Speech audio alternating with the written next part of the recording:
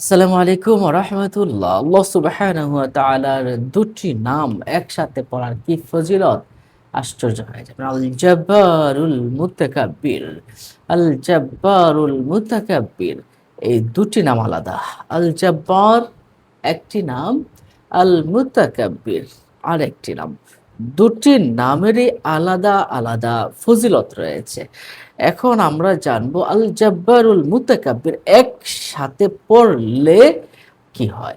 আপনি যদি আল জাব্বারুল মুতাকাব্বির, আল জাব্বারুল মুতাকাব্বির, আল জাব্বারুল মুতাকাব্বির আপনি যদি বেশি পরিমাণে পড়তে থাকেন, কিছুদিন যদি পড়েন, আপনার সম্মান বেড়ে যাবে, আপনার প্রতিপত্তি বেড়ে যাবে।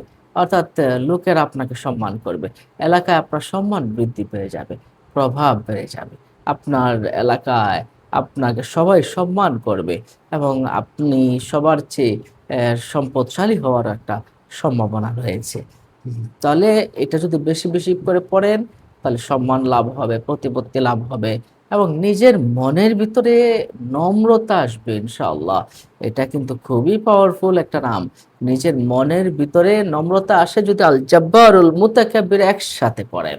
তাহলে নিজের মনের ভিতরে নম্রতা আসে। আবার কোনো অহংকারীর সামনে অহংকার যে আপনারা খুব বেশি অহংকার করছে। হ্যাঁ?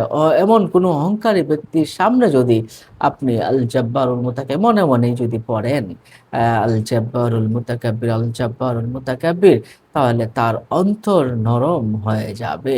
সুবহানাল্লাহ, সুবহানাল্লাহ। তার অন্তর নরম হওয়ার একটা আমল হলো আল জাব্বারুল মুতাকাব্বির অহংকারের সামনে গিয়ে পড়লে তার অন্তর নরম হয়ে যায় এবং আপনাকে সে অহংকার আর করবে না। নিশ্চয়ই বিষয়টা বুঝতে পারছেন। অন্য মুমিন মুসলমানকে জানাতে শেয়ার করে দিন। এমন ধরনের ভিডিও পেতে আমাদের চ্যানেলটি